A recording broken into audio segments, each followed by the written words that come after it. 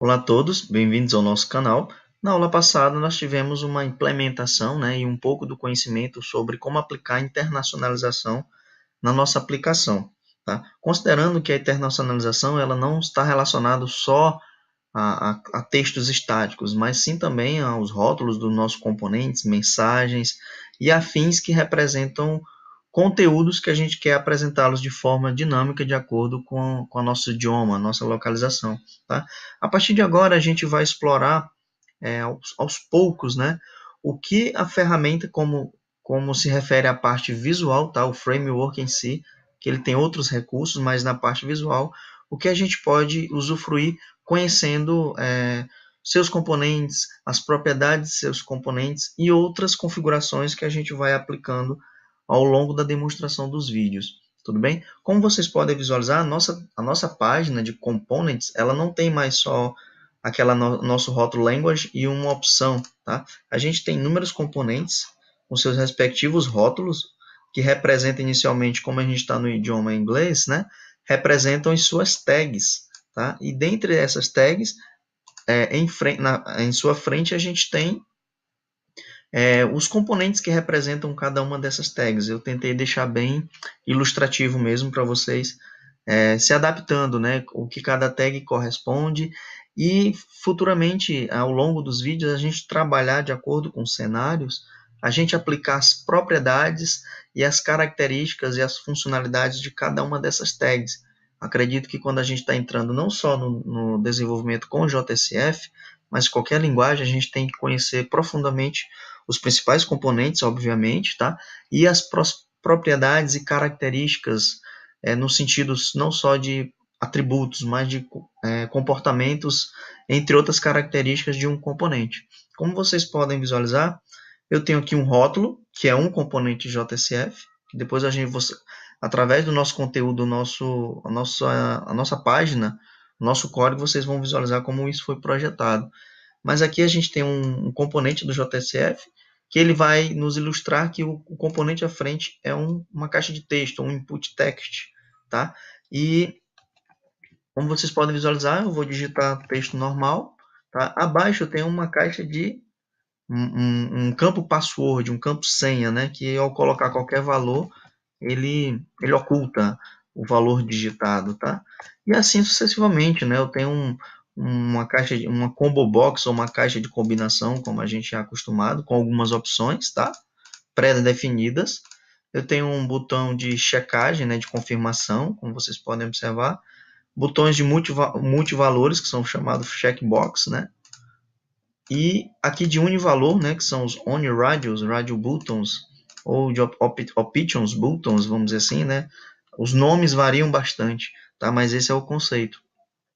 Aqui eu tenho uma lista simples com alguns valores, e eu também tenho uma lista de multiseleção que o framework ele nos oferece esses inúmeros componentes, tá? Temos imagens que a gente consegue obter uma imagem da web, a gente consegue obter uma imagem local e assim sucessivamente.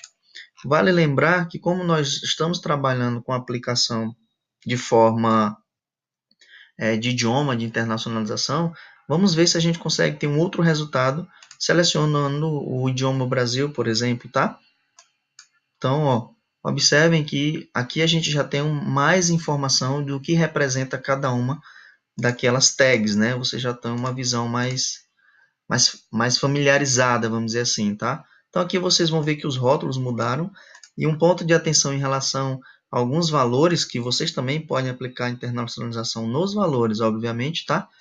É que alguns não mudaram. Alguns continuam com seus valores estáticos ou com o idioma anterior. Tem algum problema, Gleison, na nossa página? Não, no nosso código não há problema. O que precisa a gente definir o que a gente vai aplicar com internacionalização ou não. Seja um valor estático ou seja um valor que venha do banco de dados ou que seja de forma dinâmica, tudo bem? Como eu fiz isso?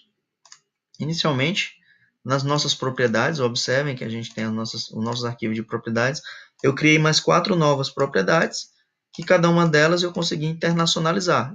Quando eu estou no idioma inglês, esse é o rótulo, e quando eu estou no idioma português, esse será o rótulo apresentado. E aí, eu só apliquei essa alteração em alguns componentes, ó, não todos, aqui está de forma estática. É muito bom vocês terem essa noção de quando eu estou usando um handler, né, essas variáveis de forma dinâmica, ou quando de fato estou atribuindo um valor. Essa é a sintaxe, como vocês já conhecem, e essa é uma atribuição literal mesmo do valor. Tá? É só mesmo mais essa particularidade. Como vocês já conhecem, que o JSF ele tem inúmeros componentes, como vocês podem observar, eu tenho um output text, eu tenho input text, select on menu e assim sucessivamente. Diferentemente do HTML, eu até mencionei isso em alguns vídeos, diferentemente do HTML, ele precisa de um prefixo, tá? Que a especificação determinou, que sugeriu, vamos dizer assim, que a gente use assim, um prefixo H, dois pontos, tá? Para que a gente possa referenciar os componentes do JSF.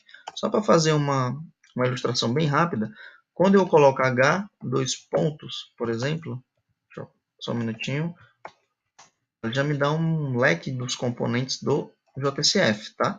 Mas para que essa disponibilidade aconteça, esse recurso, nós temos que vir no cabeçalho da nossa página, ou no nosso XHTML, incluir o nosso namespace, o XML namespace, que é um alias que a gente atribui aos componentes, né, do core do JSF, vamos dizer assim, tá?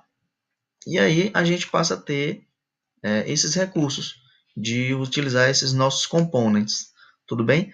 Fazendo uma revisão básica, eu tenho inúmeros componentes que, se vocês analisarem o código, acredito que eu não preciso entrar muito profundamente, acredito que vocês analisarem o código relacionado à nossa página, vocês já vão ter uma identificação imediata que cada um desses componentes estão localizados na nossa implementação.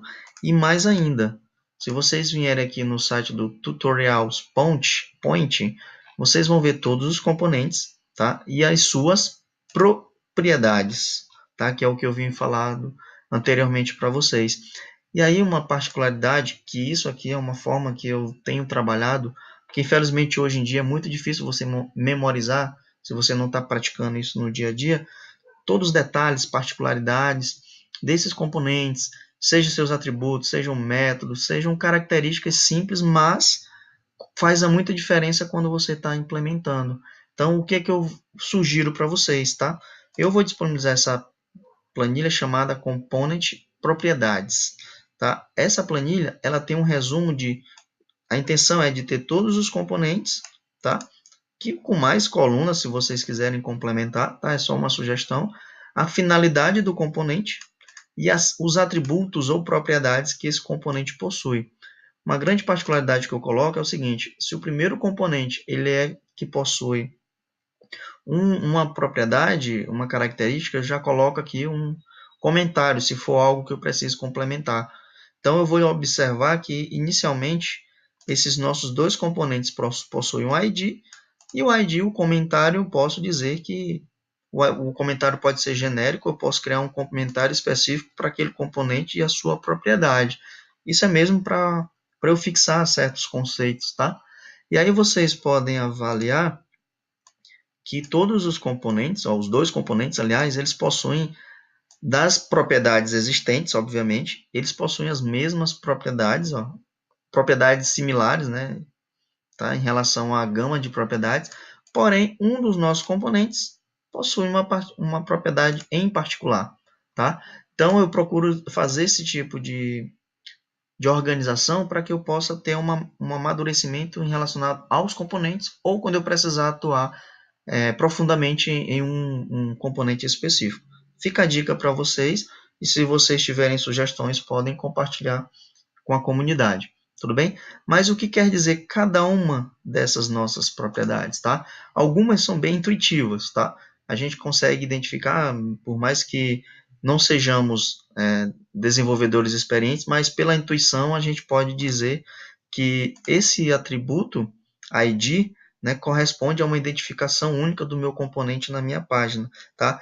E aí no próximo vídeo a gente vai estar trabalhando de como explorar esses atributos e algumas configurações adicionais para a gente melhorar ainda mais a nossa apresentação, a nossa página, tudo bem? Até o próximo vídeo.